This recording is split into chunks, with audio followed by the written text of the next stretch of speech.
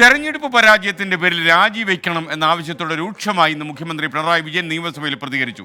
പരാജയത്തിന്റെ പേരിൽ രാജിവെക്കില്ല. കോൺഗ്രസ് ഭരിക്കുന്ന സംസ്ഥാനങ്ങൾക്കും ഇത് ബാധകമാണോ എന്ന് പിണറായി വിജയൻ പ്രതിപക്ഷത്തോട് ചോദിച്ചു. ആ ഉപദേശം ഞങ്ങൾക്ക് തന്നതിന് മുൻപ് നിങ്ങളുടെ ചില സംസ്ഥാനങ്ങളുണ്ടല്ലോ, അവിടങ്ങളിലുള്ളവർക്ക് ആ ഉപദേശം നൽകിക്കൂടായിരുന്നു.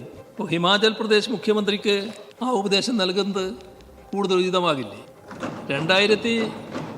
2022 നിയമസഭാ തെരഞ്ഞെടുപ്പിൽ 68 40 സീറ്റ് നേടി അധികാരത്തിൽ വന്ന കോൺഗ്രസിന് ലോക്സഭാ തെരഞ്ഞെടുപ്പിൽ ഒരൊറ്റ സീറ്റ് പോലും ലഭിച്ചില്ല. സർ, നമ്മുടെ തൊട്ട് കിടക്കുന്ന സംസ്ഥാനമാണല്ലോ കർണാടക. ആകെയുള്ള 28 സീറ്റിൽ 19 സീറ്റും BJPയും സഖ്യകക്ഷികളും നേടുന്നു.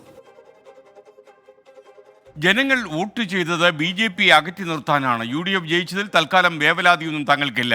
BJP ഒരു മണ്ഡലത്തിൽ ജയിച്ചതിനെ കുറിച്ച് ആലോചിച്ചാണ് തൻ്റെ വേവലാതിയെന്നും അതുപോലെ അതിനെക്കുറിച്ചാണ് മുഖ്യമന്ത്രി പറഞ്ഞത്.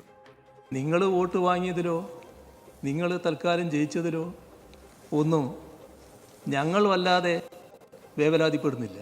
കാരണം അതൊന്നും ഞങ്ങൾക്ക് നഷ്ടമാകുന്നൊരു കാര്യമല്ല.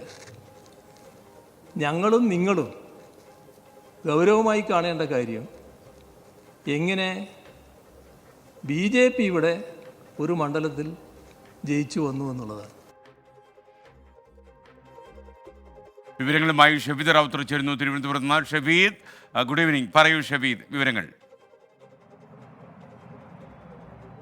SK നിയമസഭയിൽ ഇന്ന് പൊതുഭരണ വകുപ്പിലെ ധനാഭ്യർത്ഥന ചർച്ചകൾ നടക്കുമ്പോഴായിരുന്നു അതേപോലെ തന്നെ പ്രതിപക്ഷം തമ്മിൽ കൊണ്ടും കൊടുത്തുമുള്ള ഒരു കാഴ്ച നമ്മൾ കണ്ടത്. മുഖ്യമന്ത്രിയും പ്രതിപക്ഷ നേതാവും ലോക്സഭാ തെരഞ്ഞെടുപ്പിനെ ചൊല്ലി അങ്ങോട്ടും ഇങ്ങോട്ടും വാക്ക് കോർക്കുന്നത് നമ്മൾ ഇന്ന് കണ്ടു. അതിൽ ഏറ്റവും പ്രധാനപ്പെട്ട കാര്യം സർക്കാരിനെതിരെ തെരഞ്ഞെടുപ്പിൽ അതിശക്തമായ പ്രതിഷേധം കേരളത്തിൽ ഉയർന്നുവെന്നും സർക്കാരിന്റെ പ്രോഗ്രസ് റിപ്പോർട്ട് വായിച്ചാൽ ആൾക്കാർ ചിരിച്ച് മണ്ണ് കപ്പും എന്നടക്കമുള്ള പ്രതികരണമാണ് പ്രതിപക്ഷ നേതാവ് VD സതീശൻ ആദ്യം നടത്തിയത്. പിന്നാലെ മുഖ്യമന്ത്രി അതിരൂക്ഷമായ ഭാഷയിൽ ലോക്സഭാ തെരഞ്ഞെടുപ്പിനെ കുറിച്ചും പ്രതിപക്ഷ വിമർശനങ്ങളെ കുറിച്ചും മറുപടി പറഞ്ഞു. ഇതിൽ ഏറ്റവും പ്രധാനമായ മുഖ്യമന്ത്രി പറഞ്ഞത് പാർലമെന്ററി സാന്നിധ്യം എത്രയായാലും BJPയും സംഘപരിവാറും മുഖ്യ ശത്രുവായി കാണുന്നത് ഇടതുപക്ഷത്തെയാണ്.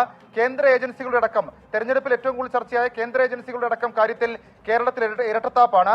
വാളയാർ ചുരത്തിനപ്പുറത്ത് കേന്ദ്ര ഏജൻസികൾ മോശവും ഇപ്പുറത്ത് നല്ലതും എന്ന ഇരട്ടത്താപ്പ് ഇടതുപക്ഷം ഒരിടത്തും സ്വീകരിച്ചിട്ടില്ല. മാത്രമല്ല BJPയുമായി അന്തർധാരയുണ്ടെന്ന് പറയുന്ന ആളുകൾ ശ്രദ്ധിക്കണം. മുഖ്യമന്ത്രി പറഞ്ഞത് മുഖ്യമന്ത്രി എന്തുകൊണ്ട് അറസ്റ്റ് ചെയ്യുന്നില്ല എന്ന് ചോദിച്ചത് കോൺഗ്രസിന്റെ പ്രധാന നേതാവാണ്. കൂടാതെ കോൺഗ്രസിന്റെ പ്രധാനപ്പെട്ട നേതാവ് കേരളത്തിൽ വന്ന് ഇടതുപക്ഷത്തോട് പോരടിക്കുന്നത് എന്തിനെന്ന യുക്തി ഉയരുന്നുവെന്നും മുഖ്യമന്ത്രി ഇന്ന് കുറ്റപ്പെടുത്തലായി പറഞ്ഞു. മാത്രമല്ല വോട്ട് കണക്കിലേക്ക് മുഖ്യമന്ത്രി ഇന്ന് വളരെ വിശദമായി തന്നെ കടന്നു. അദ്ദേഹം പറഞ്ഞ കാര്യം ഇങ്ങനെയാണ്: തെരഞ്ഞെടുപ്പ് പരാജയത്തിന് ശേഷം ഒരു കോൺഗ്രസ് നേതാവ് മുഖ്യമന്ത്രി ഉത്തരവാദിത്തം ഏറ്റെടുത്ത് രാജിവെക്കണമെന്ന് പറഞ്ഞു.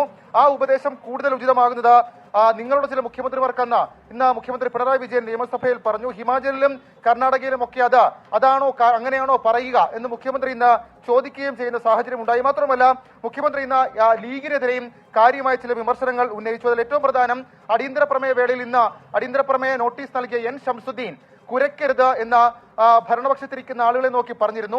സ്വാഭാവികമായും അതിനും ഇന്ന് കാര്യമായ ഒരു മറുപടി മുഖ്യമന്ത്രിയുടെ ഭാഗത്തു നിന്നുണ്ടായി.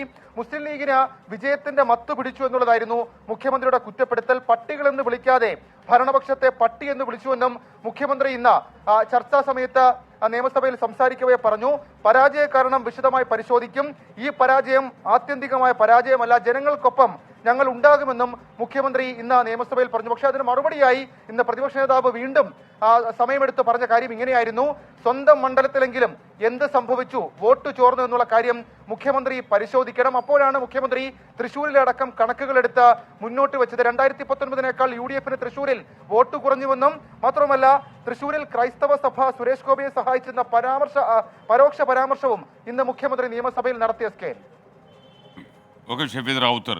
ചെറും ചെറാടിയും പറയുന്നു, കഷ്ടപ്പെട്ട് പണിയെടുത്ത ആളുകൾക്കല്ലേ പ്രവർത്തകർക്കല്ലേ വിഷമം കാണൂ എന്നാണ് പറയുന്നത്.